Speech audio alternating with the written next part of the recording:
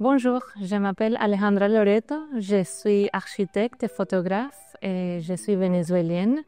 Et ça fait quelques années que j'habite en Côte d'Ivoire et que je travaille avec Koffi Diabaté.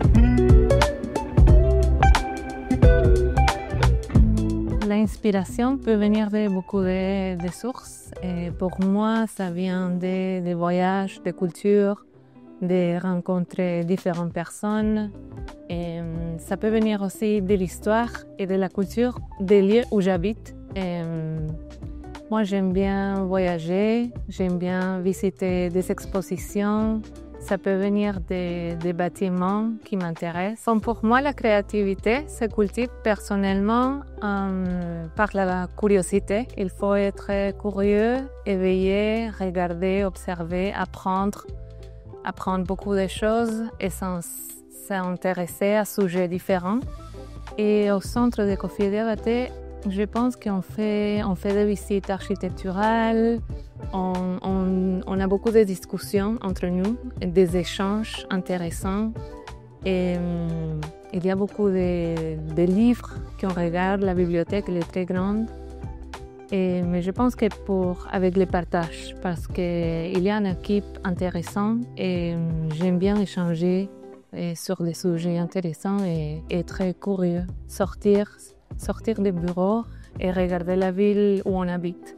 À Koffi Diabaté, je travaille sur beaucoup de projets, mais il y a un projet que j'aime beaucoup, que c'est le Musée international de Vodou.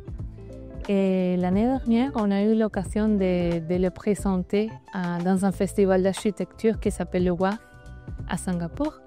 Et on a gagné un prix qui s'appelle le WAF X, catégorie culture. Et c'est un prix qui donne aux projets innovants qui sortent le commun. Oui. Formellement, la forme du musée c'était inspiré de l'architecture traditionnelle du nord du Bénin, que c'est le Tata Samba, mais aussi de la calebasse, par exemple. Et dans la calebasse, c'est un objet très utilisé au quotidien dans l'Afrique de l'Ouest. Et l'architecture du musée de Vodou, ça ressemble aussi à la calebasse. Moi, je pense que chaque projet est différent. Et dans ces cas, on a eu pas mal d'échanges. C'est comme si naturellement, on est sorti de cette zone de confort. On a essayé des choses et on est arrivé à une solution qu'on a beaucoup aimé à Koffi Diabaté, mais aussi au Bénin. Et les gens, je pense qu'ils vont être fiers d'avoir un musée à Porto Novo qui ressemble et qui peut s'associer à la culture. Je suis fière de travailler dans une agence comme Koffi Diabaté, de travailler avec une équipe comme ça et d'avoir gagné ce prix.